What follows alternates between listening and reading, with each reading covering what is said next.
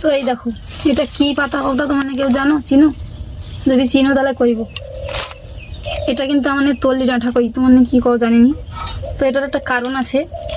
এটা কালকে আমি তুলছিলি যে একটা গান বাড়াইছি না, এটা তোমার দেখি না।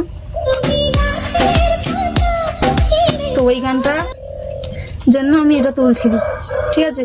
তো তো গানটা আমার ভিডিও বানানো হয়ে গেতো না, এটা ভাবছিলি ফেলে দিবা। হয় তারপরে ভাবছি না, এটা যেরকম উপকারী সেরকম স্বাদ। এটা আরও মাছ দিয়া, জ্যান্ত মাছ দিয়া হালকা আলু দিয়ে ঝোল করলে কিন্তু ভালো লাগে খেতে।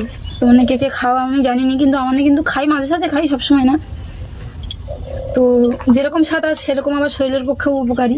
তো দেখো কে আসছে, দেখো এত ঝামেলা করতে, দেখো আইসে ঘরে আইসে ঢুকি যাটি, তাহলে কি কইবা কও? ওই জন্য আমি ভিডিও বানাইটি আর রেখে হয়ে যাই করতে, বুঝতে পারছো? তোমাকে দেখাই দিই। তো ভিডিও বানিয়ে ভাবছিলি ফেলে দিবা, তারপর ভাববি না এগুলো ডাঁটাগুলো একটু মোটা মোটা আছে, এগুলো এরকমই সরুই থাকে, তো একটু সরুর মধ্যে দিয়ে একটু মোটা হয়। তো ভাবলি ফেলে দিবা, তারপর ভাববি না ঘরে তো কোনো আনাজ টানাজ নেই, এটা ফেলা যাবে না, এটা রাখি দেয়, কালকে রান্না হবে। তো সেটাই এই যে আজকে নিয়ে কাটতে বসে গেছি। দেখো আলুর সাথে এটা মাছ দিয়ে হালকা ঝোল করে খেলে ভালো লাগে, কিন্তু মাছ তো এখন নেই। তো আপাতত এখন এই আলু দিয়া এটাকে আমি ভাজা করবা। এটা কিন্তু একটা উপকারী শাক, ঠিক আছে? তো আমার তল্লি ডাঁটা কই এটাকে, তোমার কে কী কাও জানিনি। তো তোমার খেছো কি না তাও জানিনি আমি। তো জানে এটা খেছো, জানাইতে ভুলবো নি কিন্তু।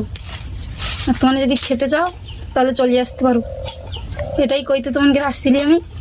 তো গাছের পাতা নিয়ে গয়না বানাবো, তো সেটাই করার জন্য এটা, তো সেটাও হলো আর আবার খাওয়াও হবে। মানে রদ দেখা কলা বেচা কয় না লোকে, সব হবে, তো সেটা তো রদ দেখা কলা বেচা দুটোও হলো।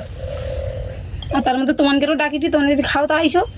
আর এই যে দেখো ইয়ে আসে আমাকে মানে আনাজও করতে দেটে নিয়ে, এটা কিন্তু আমার এই বগনা করবো, হ্যাঁ? তো আনাজও করতে দেটে নিয়ে এত জ্বালাটি ঘরের মধ্যে ঢুকে এসে এটাকে বিলে তাড়িয়ে দিলে বিলে রইবে নি, শুধু ঘরে চলে আসবে। দেখছো এই দেখো কোথা শুনে এটা আমার। কি রে তুই কি খাবি বলে আইলু? মোটে আমার ঘরে আনাজ নেই, কি রান্না করবো? আমি পাতাগুলো আনছি, ও পাতা দেখে চলে আসছি খাবি।